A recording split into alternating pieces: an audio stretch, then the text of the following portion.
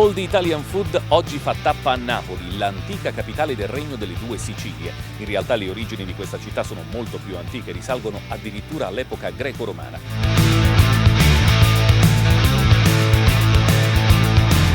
Poi da queste parti si sono succedute tantissime, veramente tantissime dominazioni, i greci, i romani, gli spagnoli e poi naturalmente gli arabi, e ci sono stati addirittura i francesi e i normanni. Tutto questo potpourri di dominazioni ha dato vita ad una cucina assolutamente variegata, alla base della quale ci sono ingredienti genuini, ma che però hanno avuto la contaminazione della grande fantasia dei napoletani.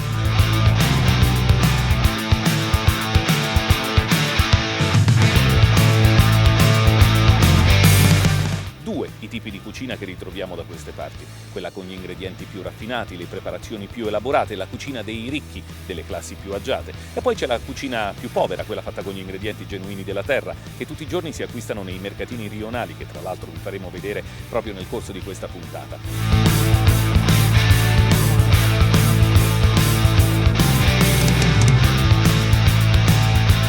Sono alla base della cucina tradizionale partenopea, quella che si consuma tutti i giorni nelle trattorie di questa città, e ovviamente alla base di questi piatti straordinari c'è una tradizione particolare, quella che i napoletani ci hanno confidato, quella che hanno confidato alle nostre telecamere. Anzi, venite con noi, facciamo un viaggio e chiediamo a loro qual è il piatto principale, più gustoso, più tradizionale della cucina napoletana.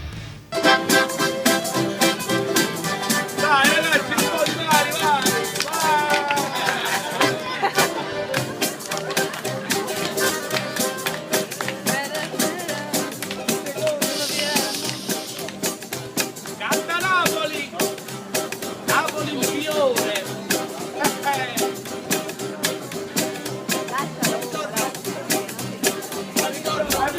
Secondo me portare aspettare avrà e tacci trovato spaghetti alla luciana con i porpettini piccolini, i polipetti, Un bello spaghetto a vongole.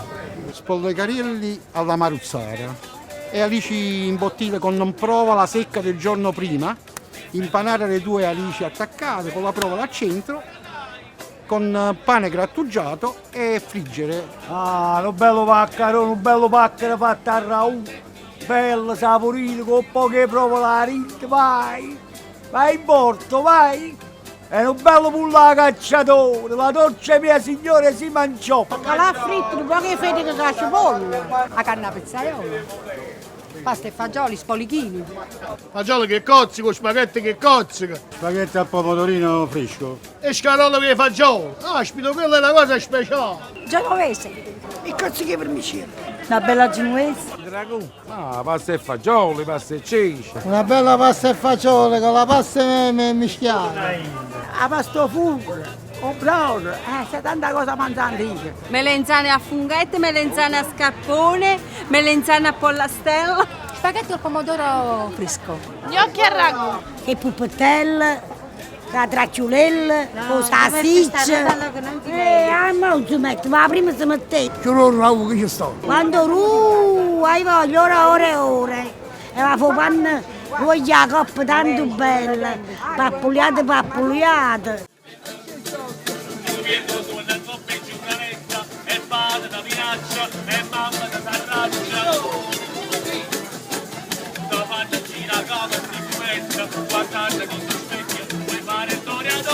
Come fanno a Santa Fe, come fanno ad Hollywood, e a cosa scuso i linus. La pizza, i vermicelli a vongole, I mulignani a scarpù. la mozzarella in carrozzella. Margherita, pizza margherita. We just was in Da Michel pizza. So Da Michele. Da Michele. Yes. Zuppa di cozza. Ok? C'è stato tutti i pesci, che c'è noi, quello che buca c'è stato tutti i cozzoli. Ampa di cozzoli. E fa sulla maruzzata. E che c'è una cosa più bella che si fa. Il piatto napoletano è la cosa più bella del mondo.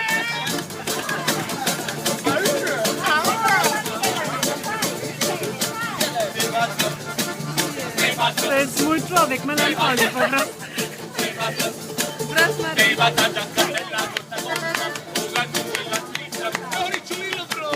Un Un viaggio coloratissimo e molto suggestivo nei mercatini rionali napoletani ci ha portati qui sul lungomare. Siamo a Mergellina, dove in particolare i ragazzi nelle giornate più calde vengono a cercare un po' di refrigerio in questo mare assolutamente straordinario. Ovviamente si tuffano dagli scogli, perché qui la spiaggia non c'è assolutamente. E attenzione, perché sotto il pelo dell'acqua cresce uno degli ingredienti fondamentali della cucina tradizionale partenopea. I frutti di mare, in particolare la cozza, che si attacca agli scogli che sono proprio qui davanti, dove i pescatori vengono a raccoglierle, armati soltanto di mani e un coltello.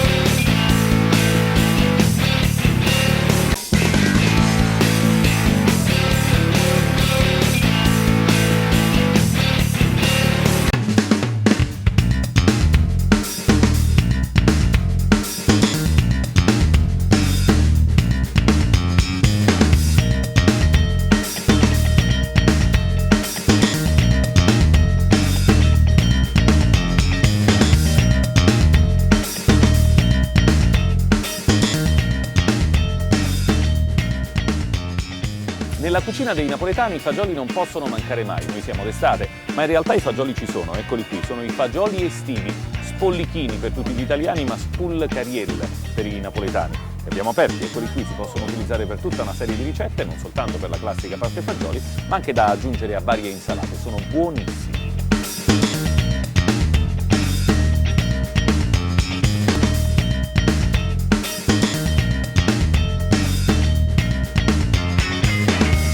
Se parliamo d'arte, Napoli è una città piena d'arte, non soltanto per quello che riguarda i monumenti, ma naturalmente anche per quello che riguarda il teatro. A pochi metri da qui c'è il Teatro San Ferdinando, che vi riporterà alla mente sicuramente il grande Edoardo. Ma poi c'è anche il Real Orto Botanico, è stato fondato nel 1807 dal fratello di Napoleone, che era il re da queste parti.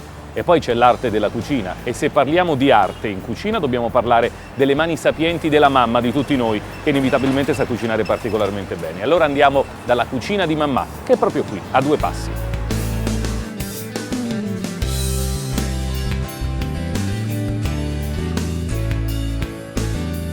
Quando sono a Napoli non posso fare a meno di venire a trovare il mio amico Carlo, a Cucine Mamma, perché in realtà a Napoli quando si cucina bene, si cucina come facevano le mamme di una volta. Ciao Carlo.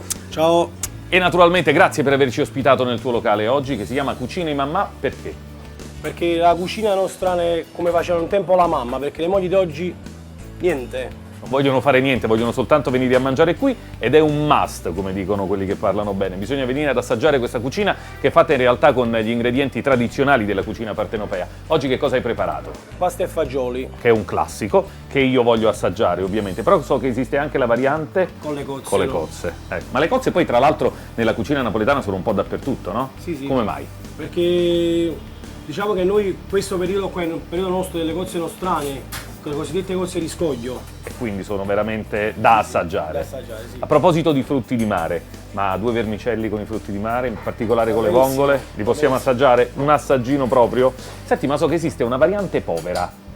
A Napoli dicono con le vongole fuiute, cioè scappate via. Ma perché si chiamano così? Si prepara tutto come dovremmo fare il classico vermicello con le vongole, ma purtroppo ai tempi loro le vongole sono fuiute. Perché non c'erano i soldi per comprarle, in realtà era un ingrediente pregiato e quindi si preparava il piatto, ma mancava l'ingrediente principale, il sapore era più o meno lo stesso. Assaggeremo anche quelle cose lì per voi, non vi preoccupate, mettiti subito all'opera, io vado ad accomodarmi in sala. A dopo. A dopo.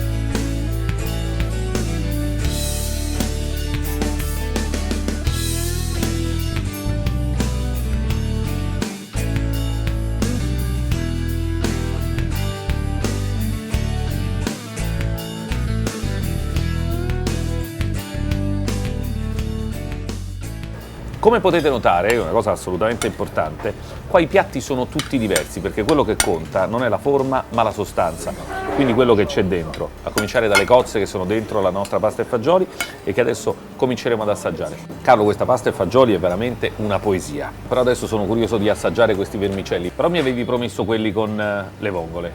Allora non ci sono. E perché? soffiute, sono scappate. Sono scappate dal piatto perché in realtà era questa la scusa che utilizzavano le massaie all'epoca quando non avevano la possibilità, grazie, di metterci anche l'ingrediente principale, cioè vale a dire le vongole, e allora la loro scusa era questa: io l'ho portata a tavola e poi a un certo punto le vongole sono scappate via, se ne sono fuiute. Vabbè, noi le assaggiamo anche se non ci sono le vongole, tanto sono buone lo stesso. La cosa importante è arrotolarli bene. E la forchettata non deve essere né troppo grande né troppo piccola, perché troppo grande darebbe un po' fastidio alla bocca, troppo piccola non darebbe la possibilità di assaggiare praticamente tutti quanti gli ingredienti.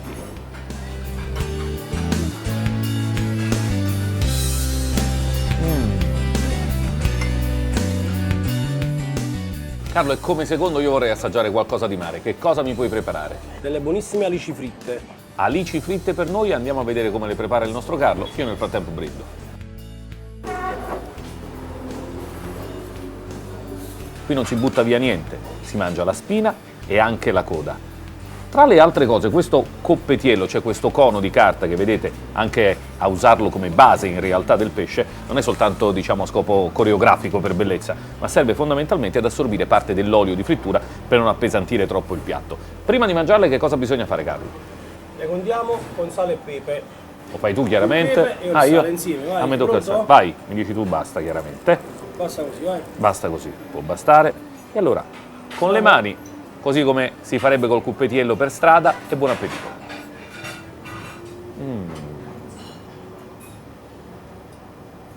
Il pesce delle nostre parti, cucinato alla perfezione, ancora caldo, e anche con la coda, come le patatine fritte che mangiano gli americani per strada. Per gli amanti dei sapori più forti e più decisi, o se preferite per gli amanti dei sapori più dolci, c'è la possibilità di aggiungere un po' di limone fresco, che ovviamente va spremuto sopra, con l'utilizzo però della forchetta. Attenzione. Come si fa, Carlo?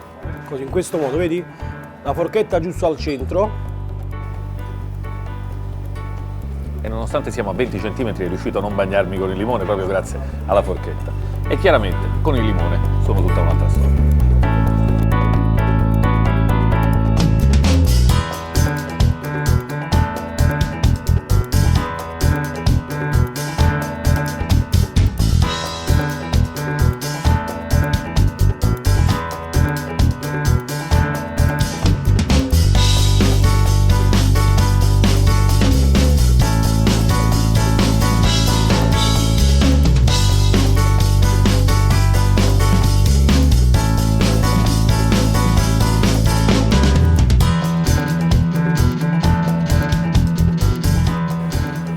Old Italian Food, nei vicoli del centro storico di Napoli, siete abituati a assaggiare granite un po' a tutti i gusti con le apparecchiature moderne, ma la vera granita è quella che prepara Carmine da tantissimi anni. Da quanti anni siamo qui? Sono 20 anni. 20 anni che prepara granite con il vecchio di metodo. limone e varie attività.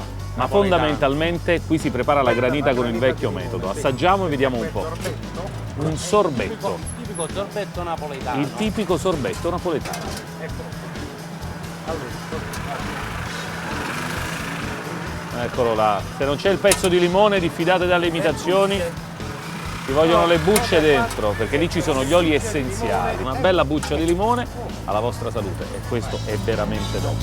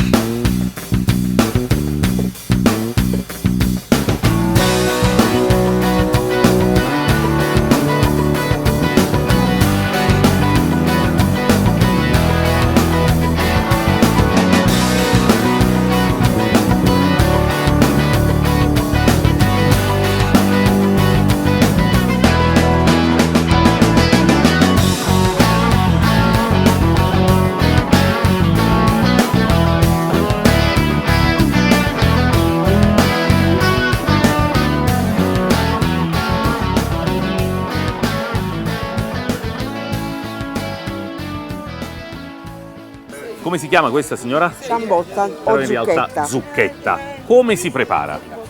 può preparare la zuppa, praticamente si fa facendo soffriggere olio, cipolla, pomodoro fresco, basilico, patate. Alla fine, quando è quasi cotta la patata, si aggiunge la zucchetta. Con la buccia o senza? Con la buccia, però grattata. Perfetto. E poi praticamente si può mangiare a zuppa con una bella grattata di parmigiano o ancora meglio pecorino.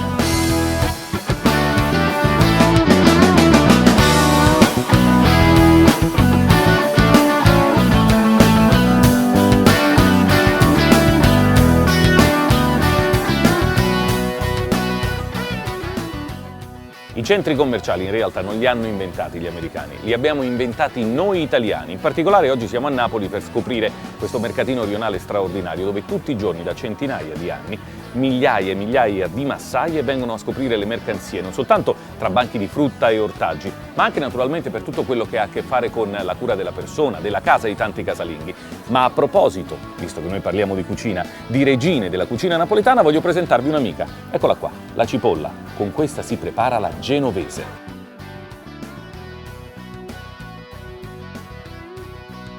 Alla signora Anna adesso chiediamo di raccontarci qual è la vera ricetta della genovese qui a Napoli. Faccio rosolare la carne, poi preparo le cipolle, ci butto tutto assieme, un po' di pomodorini e basilico.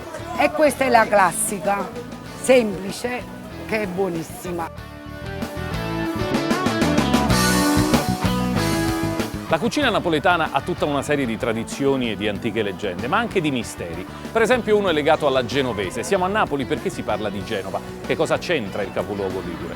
In realtà ci sono tutta una serie di leggende legate al nome di questa pietanza tipica, una delle regine della cucina partenopea. Innanzitutto la leggenda affida ai cuochi di Genova, originari proprio della città genovese, che gestivano delle bettole intorno al porto, la paternità di questa straordinaria ricetta. Secondo qualcun altro, invece, l'autore della ricetta stessa sarebbe stato un cuoco malfamato, che veniva chiamato appunto o genovese e quindi avrebbe dato il nome all'intera ricetta. Secondo qualcun altro, addirittura, le radici di questa incredibile ricetta veramente buona della cucina napoletana affondano le radici nella capitale svizzera, Genève, in francese, Ginevra, in realtà in italiano. Da Genève verrebbe fuori poi genovese, chissà se è vero. Fondamentalmente il mistero rimane.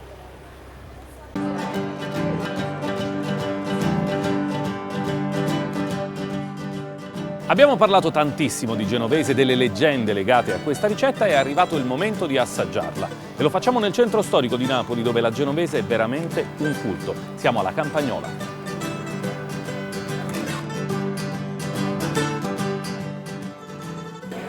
Antonio, come stai? Tutto bene, grazie. Senti, io so che qui preparate una genovese da paura, che è uno dei piatti tradizionali della cucina napoletana. Perché la genovese è un piatto pieno di sapori, intenso, mi entra veramente dentro. Come fa la nonna mia, nonna Enzino, troppo buono.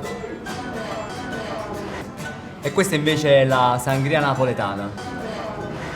Un vino caporcofe. Ma non soltanto, perché il menù del giorno, che è sempre diverso, propone ovviamente una serie di specialità particolari. Oggi che cosa avete preparato? Abbiamo preparato come antipasto fiori di zuccheri pieni. Ma questi fiori di zuccheri pieni so che li chiamate in una maniera particolare qua a Napoli, i ciurilli. Come si preparano? Che cosa sono? Sono fiori che vengono farciti con ricotta fresca, provola, salame, poi passati in pastella e fritti. Da che anno siete qui a preparare tutte queste specialità? Noi siamo aperti dal 1946. C'era la nonna e poi è arrivata tua madre che adesso è in cucina dove la nostra troupe è andata già a curiosare nel suo regno.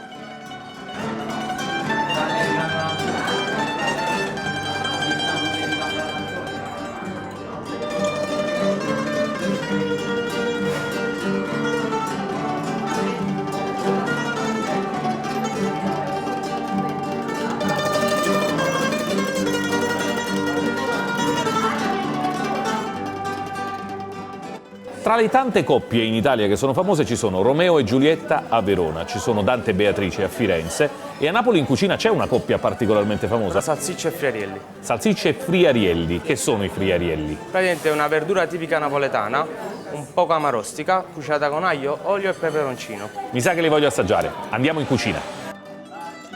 salsicce e friarielli sono pronti, li avete visto, li hanno cucinati proprio per noi e sono pronti per essere impiattati, anche se al nostro amico Nando volevo chiedere, ma non ce l'hai un po' di pane? Gli americani si sono inventati gli hamburger con le patatine, che sono una coppia perfetta, fish and chips gli inglesi e poi lo hanno esportato negli Stati Uniti, a Napoli salsicce e friarielli sono un connubio assolutamente straordinario. In un bel pezzo di pane, spesso lo usano anche quando devono andare in giro, nelle gite fuori porta o naturalmente quando devono andare al lavoro e si organizzano un pezzo di pane in questo modo, si taglia la salsiccia, la si mette nel pezzo di pane fresco insieme ai friarielli, chiudiamo e assaggiamo quella che a Napoli si chiama la merenda, cioè amarenda. In realtà spessissimo si pranza così.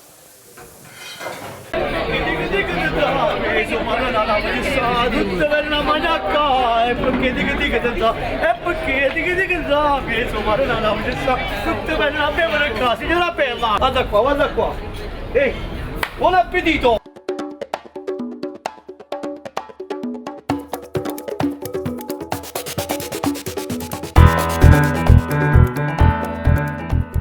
Seconda generazione di maestri delle cozze che a Napoli diventano Ekutzkar. Lui in realtà è uno dei grandi protagonisti di questa tradizione napoletana, dove per fortuna, dalle tue parti, quando si tratta delle tue cozze, nessuno ha paura di strane storie, è tutto assolutamente sterilizzato e a norma, vero?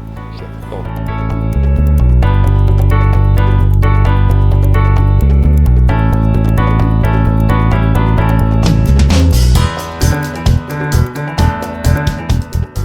Siamo nel regno di questo posto straordinario ed eccolo qua, il fondatore Corrado della grande dinastia di Ekutzkari. Grazie. Come si va? Grazie. Non c'è male. Tutto a posto? Ma i tempi dico va tutto a posto, ma i tempi attuali non sono come i tempi passati. Ma perché da quanti anni state qua a fare le cozze? 50 anni. Ma adesso che state preparando qua? Perché io so che voi siete una trattoria, non fate soltanto la zuppa di cozze. No, noi stiamo preparando spaghetti a tutto di mare.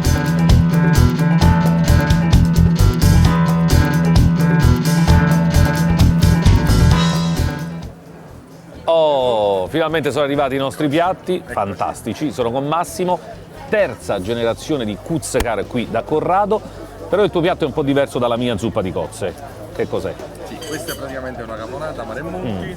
Aspetta però, la caponata mi hanno insegnato in Sicilia che è fatta con le melanzane, qui le vedo, le melanzane sono quelle sott'olio, però quelle erano molto diverse. Sì, praticamente vediamo, oltre alle melanzane abbiamo questa frisella che è un pane tostato che noi ammorbidiamo con dell'acqua, abbiamo i melanzane con i pomodorini, un po' di terra con mozzarella e olive bianche, tutti di mare, tra cui la regina la cozza. Sono un bel po' di cose interessanti, io assaggio giusto per capire se... Oh, interessante.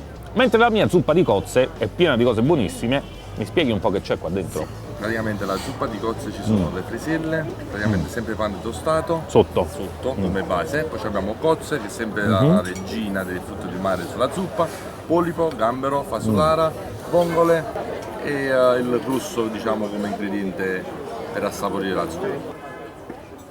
E allora buon appetito!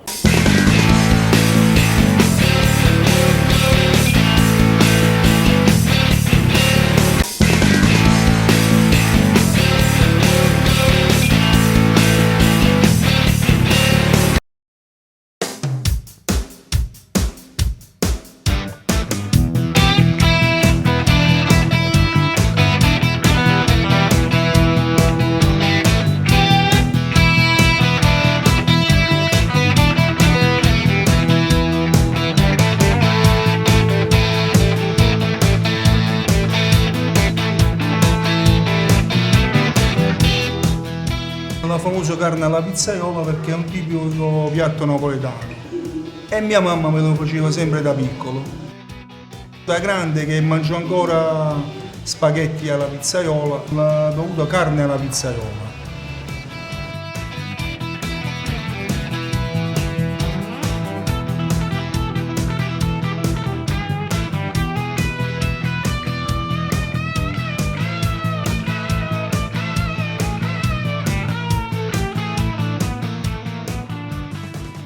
Comunque spaghetti a vongole non si rifiuta mai.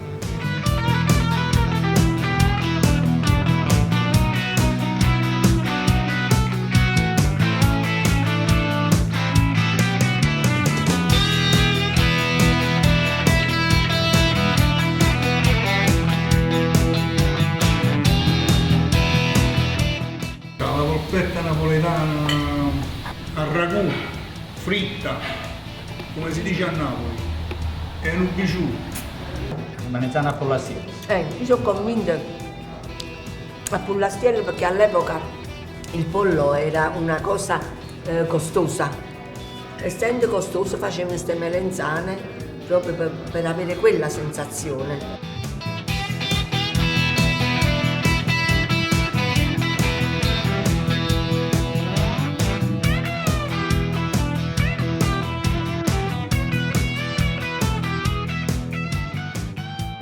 La frittura mista che veramente è una specialità napoletana. Il croquet, che sarebbe un panzarotto, poi c'è la ricotta che viene avvolta nella farina e poi fritta, e poi ci sta la melenzana a pollastiello. Sta paranzella, non c'è niente da dire che la paranzella è fresca e siete sicuri che è quella che si mangia, perché non è una cosa che si può surgelare o congelare, e quando si trova è sempre preferibile mangiarla. Come anche la zuppa forte, che noi la chiamiamo la zuppa soffritta. A Napoli o carnacuttaro è colui che prepara la zuppa di carne cotta, ma che poi in realtà vi fa assaggiare anche frattaglie e trippa. Di solito lo fanno in piccoli chioschetti, a volte anche improvvisati per strada, e più spesso poi ovviamente all'interno di locali, come quello che visiteremo adesso, un'antica tripperia, quella del mio amico Luciano, che da queste parti tutti quanti conoscono come Orus. Lui è un campione dello street food, visto che a Napoli lo street food sapete che va per la maggiore, ma è anche il 24esimo di una lunghissima fila di figli. A Napoli però per la trippa è il numero 1. Luciano carissimo! Ehi Giamba, come stai? Tutto bene. Io ogni volta che vengo a Napoli non posso fare meno di assaggiare la tua trippa, lo sai. Adesso io sto preparando questo piatto. Però adesso ti faccio assaggiare un pezzo e lo mangi subito. Immediatamente, live. Esatto. Perché non se ne può fare a meno, anche perché tra l'altro qua a Napoli è un classico quello di mangiarla nel coppetiello per strada. Esatto. In particolare mi dai proprio un pezzo? Questo è il muso, vedi? Questo qua. Che poi è la parte più bella, vedi? Anche perché vi dovete ricordare una cosa importante: a Napoli quando una cosa è buona non viene detto buono, ma viene detto bello. Una cosa buona è sempre Io particolarmente adesso ti faccio bella. assaggiare questo pezzo. Sì. Poi dopo ti porto dentro. Va bene. Ti faccio assaggiare una bellissima pietanza che ti ho fatto. Va benissimo. Va bene? Ok.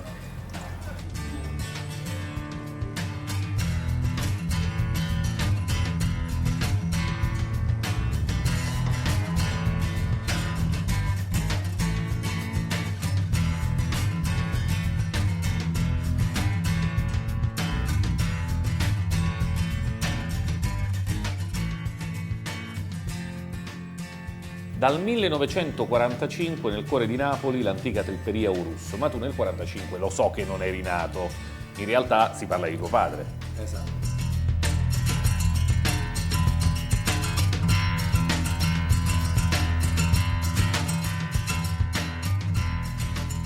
Un tris. Questa per esempio è fatta al sugo. Sì. La famosa trippa col sugo. Esatto. Diciamo questa fosse la trippa alla romana. Noi ovviamente non ci mettiamo la mente, ci mettiamo il basilico. E quindi la facciamo diventare napoletana.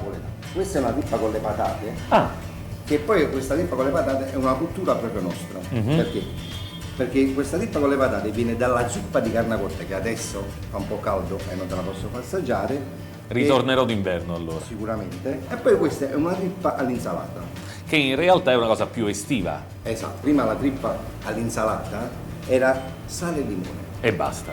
Oltre 40 anni fa, un amico di papà disse: Donna Nì, metti invece 2 olive, 2 pomodorine, un po' di cipolla, mi vado come la pizza. Perfetto. La regina è venuta qua e mettete sta mozzarella, la coppa è diventata margherita, e noi l'abbiamo fatto diventare Buonocore grazie al suo cognome, per ricordare. Ah, ecco, quindi Buonocore Esatto, è il cognome del non signore è- che vi ha dato esatto. il suggerimento. Vai. Vai, con quella calda. Questa è quella con le patate. Giamba, ma tu ti mangi tutte cose, Ti faccio trovare il piatto pulito, non ti preoccupare. Allora, questa è con le patate, ovviamente me la metto pure io. Si mangia tutto chiaramente, cioè bisogna veramente completare l'assaggio di tutto quello che c'è, anche perché chiaramente in ogni parte di questa zuppa c'è un sapore particolare che viene fuori da tutti gli ingredienti che sono stati messi nella preparazione. Un trionfo di colori e di sapori. E poi ci sono le stagioni che si alternano praticamente, perché passiamo dall'inverno all'estate con le preparazioni varie di questa specialità assolutamente napoletana. Noi continuiamo ad assaggiare e voi la prossima volta che passate da Napoli cercate in giro, se trovate un carrettino con la trippa, au pair e hummus, perché sono assolutamente invidiabili e da assaggiare. Boston, Massachusetts. Oh, they like everything. A me piace pasta fagiole. Gnocchi e sorrentina. Io ho un grande polipetto alla Luciana, tipico napoletano, con pomodorini e olive nere. Buon appetito! Io melanzana alla scarpone con pomodorini. Buonissimo. Con la carne trita gli americani hanno inventato gli hamburger e hanno colonizzato tutto il mondo. I napoletani invece ci fanno le polpette, sia al sugo che fritte. E c'è un'amica di Old Italian Food che le cucina alla perfezione qui a Napoli. La signora Rita, da 40 anni, passa le sue giornate ai fornelli a preparare tantissime cose buone. L'andiamo a trovare nella sua osteria mediterranea.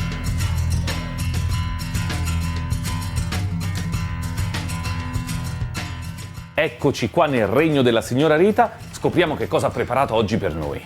Abbiamo fatto pasta e ceci, poi abbiamo fatto uno scarpariello. Ah, lo scarpariello, un antichissimo piatto napoletano molto famoso. Ma come si prepara, signora?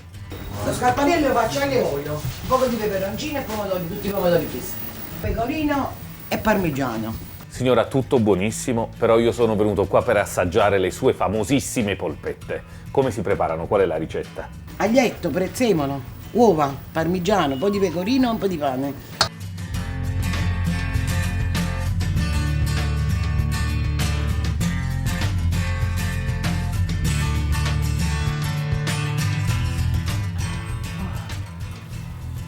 Cotta tantissimo, ma è buonissima. Complimenti, signora. Mi fa un cartoccio? Me le porto?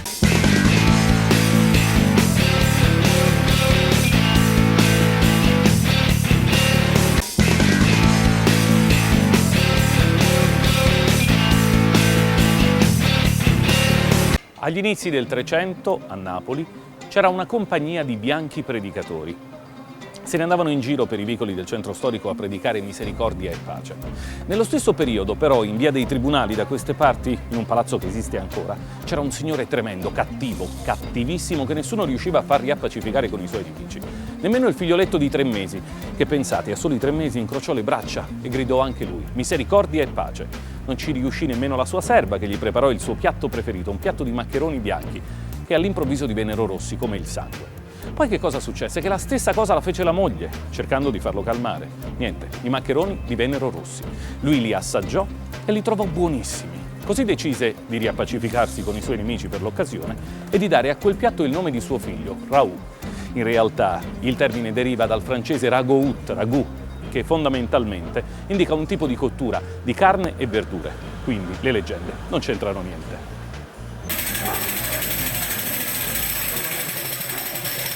Porte cazzone con uno stemmarete, Cucurello e capra si era alzate, pazzi scampani a Navazzulete, come lo papà te la fa guardare.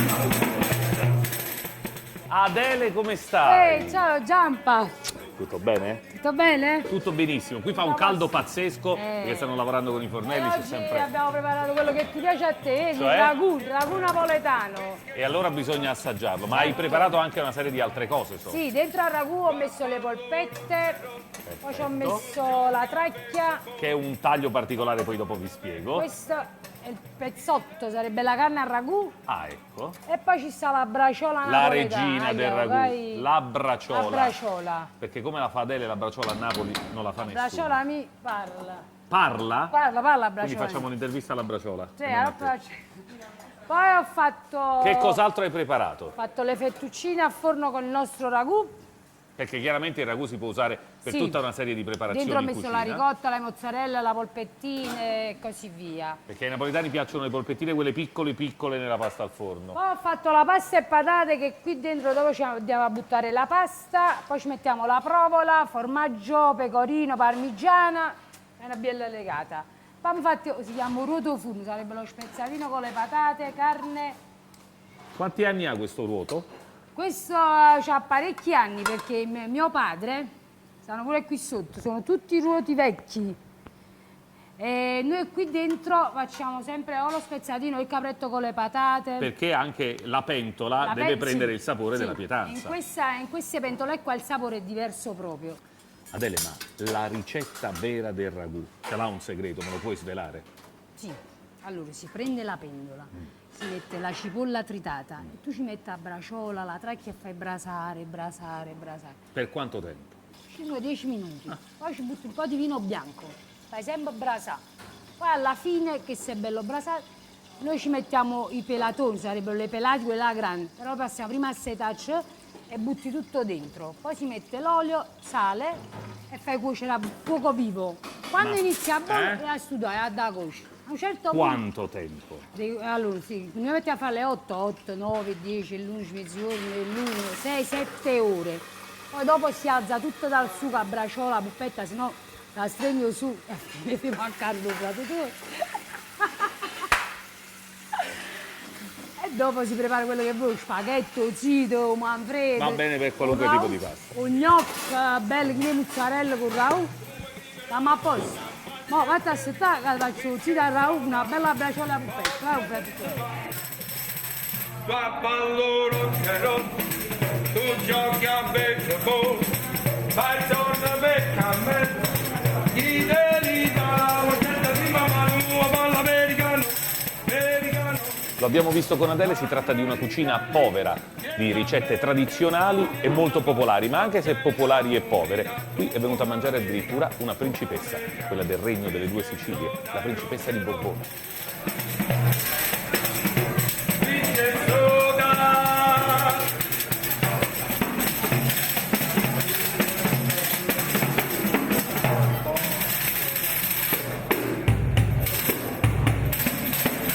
Oh, finalmente Adele è arrivata con tutta questa straordinaria mercanzia. E poi metti questo tutto insieme. E quella è la parmigiana di melanzane. Poi ti mangi prima questo e poi dopo ti mangi queste cose insieme. Va benissimo. Buon appetito. Grazie mille. Tra le altre cose, questi che sono preparati con il sugo del ragù hanno dato vita in realtà anche a quest'altro piatto che è il secondo per intenderci. C'è la polpetta, che è immancabile quando si prepara il ragù, c'è la braciola, che dalle altre parti in Italia in realtà la intendono come una fetta di carne. Qui fondamentalmente la fetta di carne è arrotolata con un ripieno particolare, formaggio, aglio, prezzemolo, pinoli, uva passa e dà un sapore straordinario. E poi c'è la costiglia di maiale, che da queste parti diventa in realtà a tracchiolella ed è assolutamente straordinaria da assaggiare. Poi a Napoli i contorni sono un piatto vero e proprio, non sono semplicemente qualcosa che serve per accompagnare il pasto. Questa è la famosa parmigiana di melanzane, piatto che ebbe origine nel nord Italia, proprio nel Granducato di Parma, e che poi in realtà è stato trasformato in questo modo dai napoletani, melanzane fritte e poi messe una sull'altra con della salsa di pomodoro e una farcitura. Assolutamente straordinario. Assaggio per voi.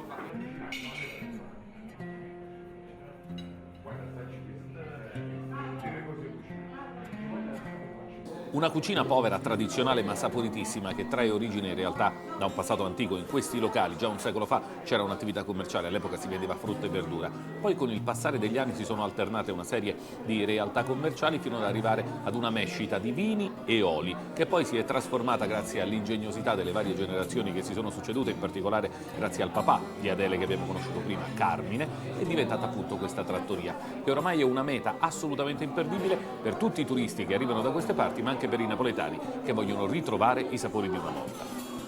La polpetta, che chiaramente si prepara con la mollica di pane, è in realtà una cosa morbidissima e ha rilasciato nel sugo per tutto il tempo che è stata messa lì a cuocere un sapore assolutamente straordinario.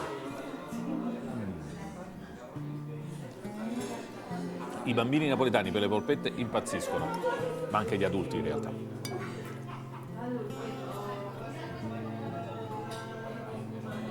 Per quella ci vuole il coltello, che in una trattoria che si rispetti ovviamente è sempre diverso in ogni tavolo dove vi sedete. Qui le posate sono tutte diverse. Proviamo a tagliare un pezzettino. In realtà è tenerissima, si scioglie come il burro ed è assolutamente squisita. Tutti i sapori delle verdure e degli ortaggi che sono stati utilizzati per la salsa si fondono in questo pezzo di carne dolcissimo, tenerissimo e con un sapore incredibile. E non può mancare adesso un assaggio di parmigiana di melanzane. Tra l'altro dovete sapere che i napoletani utilizzano la parmigiana di melanzane spesso anche come farcitura per i loro panini, da portare in giro nelle gite fuori porta, magari quando vanno allo stadio a vedere la partita della loro squadra del cuore. Quindi il pane è assolutamente il fidanzato della parmigiana di melanzane, che va assaggiata esattamente così, insieme ad un bel pezzo di pane con la mozzarella che fila e che viene fuori.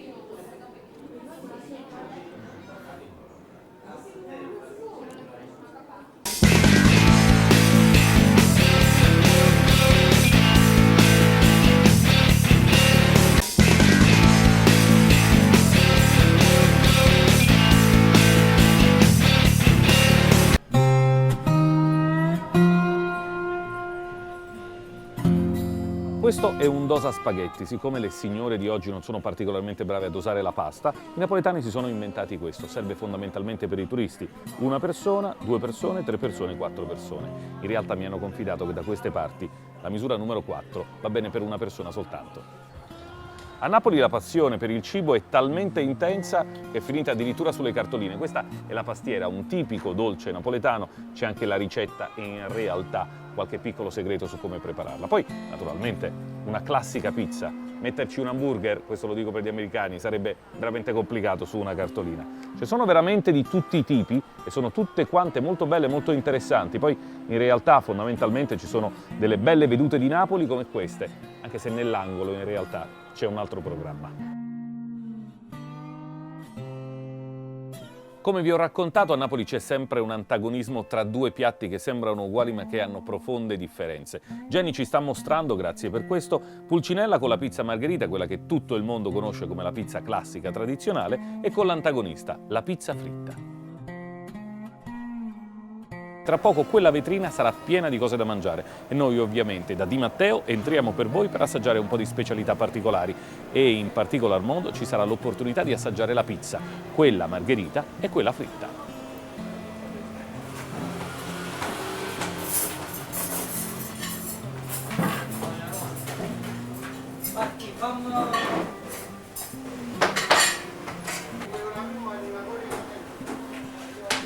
Sembra che ci sia una grande confusione, in realtà è tutto organizzato. Siamo in una delle pizzerie più storiche del centro di Napoli, da Di Matteo. Pensate, 1936 l'anno di fondazione. Qui è venuto a mangiare la pizza, giusto per intenderci, addirittura Bill Clinton quando c'è stato il G8 a Napoli nel 94. Da queste parti la pizza è una vera tradizione ed è un must, ovviamente nella versione margherita, che tutto il mondo conosce, rotonda, con il cornicione alto, con la mozzarella e il basilico e con la salsa di pomodoro. Ma a Napoli lo avete imparato, esiste sempre un antagonista e contro la margherita si schiera la pizza fritta, un ripieno assolutamente straordinario che può essere realizzato in varie versioni, anche se quella tradizionale è la pizza fritta con cicoli e ricotta.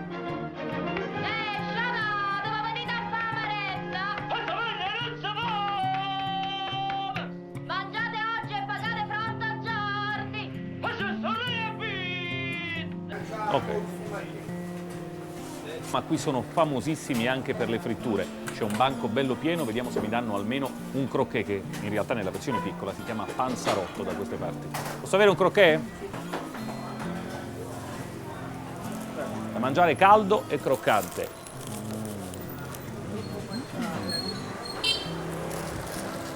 A Napoli il caffè è un rito, non lo si può assolutamente consumare al ristorante dove si è concluso il pasto, ma bisogna andare al bar. Il caffè a Napoli non si beve, ma si prende. E per prendere un buon caffè noi abbiamo scelto la caffetteria San Gennaro, santo patrono di Napoli, siamo a 2 passi dal Duomo. Venite dentro, assaggiamo.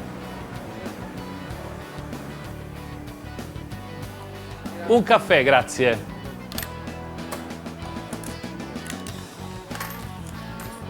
Grazie mille.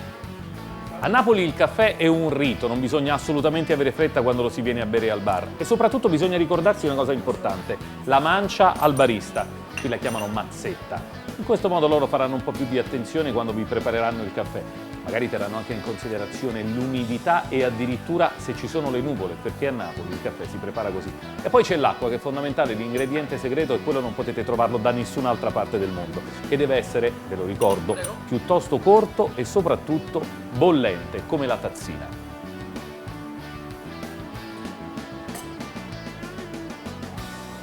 Una vera crema di caffè. Mi dispiace che non riusciate a sentire il profumo e l'aroma che sono inconfondibili, e se ci riuscite bevetelo amaro, senza zucchero, perché il modo assolutamente originale di bere il caffè è di riuscire a scoprire tutto il sapore e l'aroma intenso. Complimenti!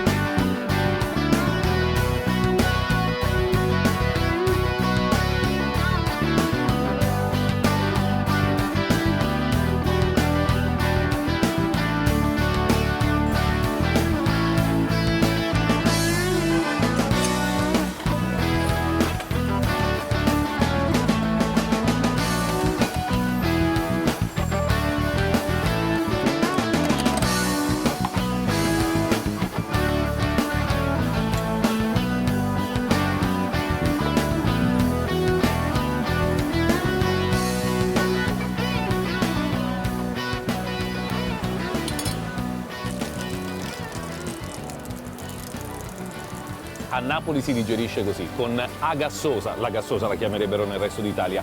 È praticamente una medicina naturale, un po' di limone, acqua minerale e una punta di bicarbonato. Raffaele è uno degli ultimi che fa sopravvivere questa tradizione, quella dei chioschai, che in realtà a Napoli diventano i personaggi che vivono all'interno della Banchell'acqua. Loro sono qui tutto il giorno, nella banca dell'acqua, e fanno sopravvivere tradizioni come questa, ma come in realtà tutta una serie di altri momenti legati alla digestione, che a Napoli deve essere assolutamente naturale. Come avete visto, in realtà è naturale tutto quello che ha a che fare con la tradizione culinaria napoletana. Affronteremo presto altri viaggi nelle tradizioni del nostro paese e lo faremo insieme a voi su Old Italian Food.